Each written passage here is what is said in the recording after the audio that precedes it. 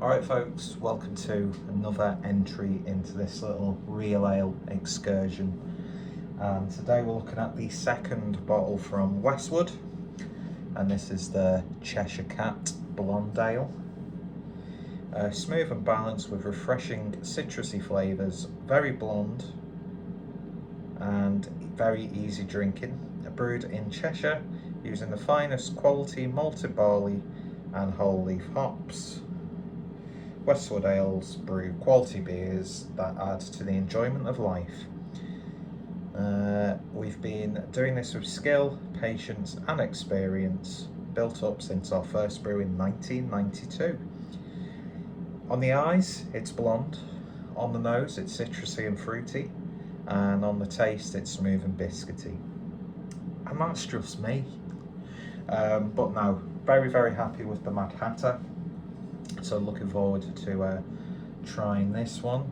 Currently have two minced beef and onion Hollands pies in the air fryer, so I may have to turn them during the review. Repping the Bada Bing, fantastic sandwich shop in Manchester if you like your hoagie, your New York deli style sandwiches. Still need to try Derek's in Liverpool, although I do have 3 of their t-shirts that they did with Uniqlo, because I really like the concept of restaurants and food places doing their own merch. Plus it's from, they have all their stuff printed from a brand called Unique Clothing, who do all sorts of different brands, and there's pizzerias on there, there's all sorts. And even though it's a pizzeria based in London, which I'll probably never get to try within the next 12 to 18 months, doesn't matter, I want it. Anyway, but we're not here to talk about that, we're here to talk about some beer. The well is starting to run a little dry, so I will have to pick up a few bottles to and from work, because I've been enjoying this. It's been a nice break from, you know, like I've said, doing a craft order and then having really nice but samey, you know, usual hazy beers, which I seem to always buy. So yeah, it's just been really nice, and I'll stick to my guns where I get bored of this differentiating. If it's good beer, it's good beer at the end of the day. Anyway, speaking of which, and yeah, exactly what you'd expect. Doesn't look as sort of bright as the previous golden blonde that we did. In fact, it's got a little bit more of a subtle ambery orange hue to it.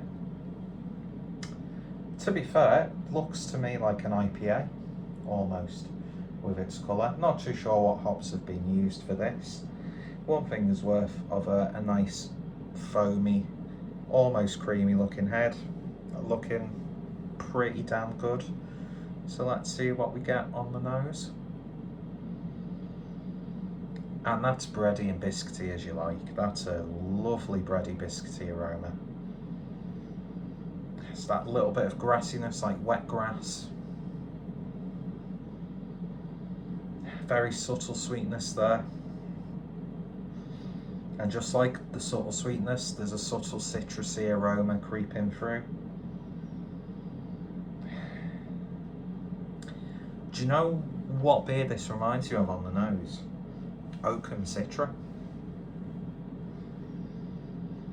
Or even something like Ghost Ship from Adnams, which I don't think I've actually done a proper review of Adnams Ghost Ship on the channel, and that's a cracking beer, especially if you get it on tap. Yeah, this to me has a bit more of a American hopped IPA aroma to it. I mean, it's not outrageously hoppy by any stretch, but the more I'm smelling it and the more it's resting in the glass, I could be very off point with that observation, but it's what I'm getting and I'm sticking to it. It smells lovely. Let me just see, we've come a bit full circle, because I mentioned Hollands pies. He says off camera, you could just see me tit and me arm. The tit and arm, there you go, that's my new. Oh, dickhead. And 190, 10 minutes. There we go. Anyway, this will be gone by the time they're cooked, so I can't do an accompaniment. But it smells really nice. It smells a lot more hoppy than I thought it would, but still maintains that malty biscuitiness. It's a beautiful balance of the two. Anyway, let's give it a taste. Cheers, everyone.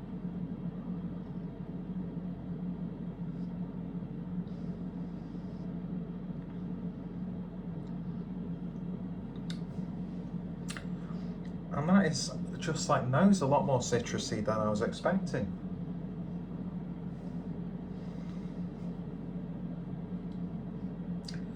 But doesn't stray too far away from being a somewhat traditional blonde ale. Lovely bitterness on the back end. It's got a nice body to it as well. 4% ABV, don't know if I confirmed that when I read out the beer. This is very good.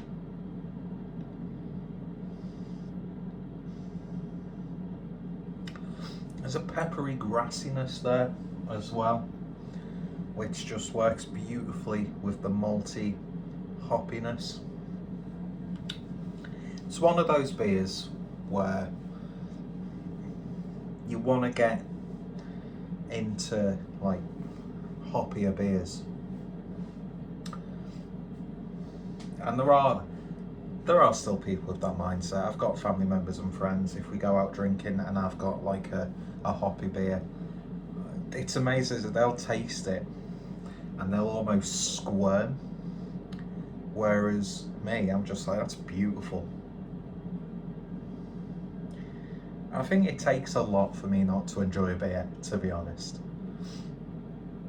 I think I probably do tend to be a little bit too, what's the word?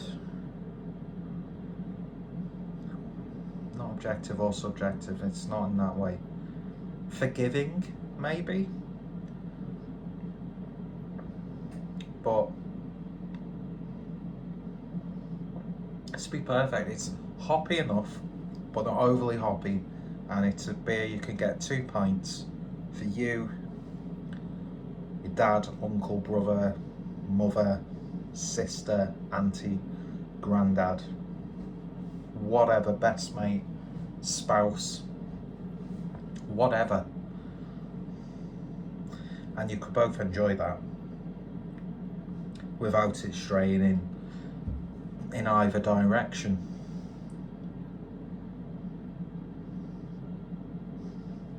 It's going down an absolute treat, that. These 2 beers that I've had from Weetwood have been terrific examples of the styles that they are. Get it all in.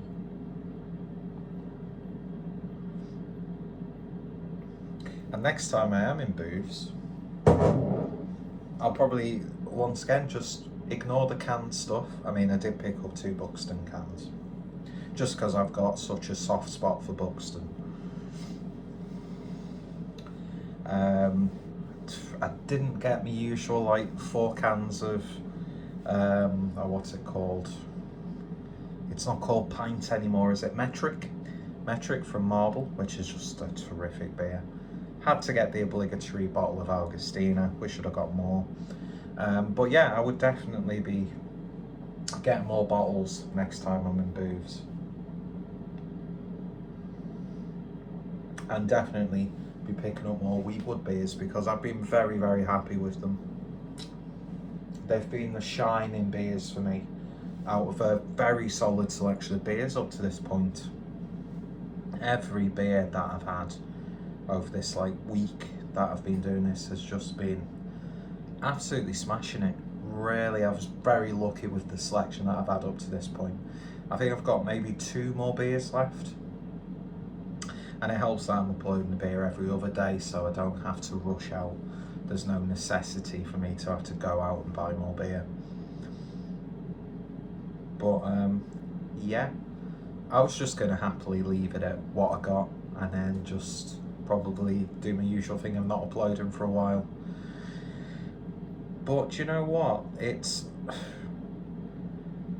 These are beers that I've neglected, right? And a lot of the time they cost a fraction of a lot of the stuff that you see on the channel. So I haven't done what's become a regular thing of making a Trembling Madness order. I've got a couple of Australian Imperial Stouts my way. Mez Beers was doing an order from, I can't remember what the website's called, but obviously because he went over to Australia to meet up with her Shorten Stout, Sam, and by all accounts had some terrific beers.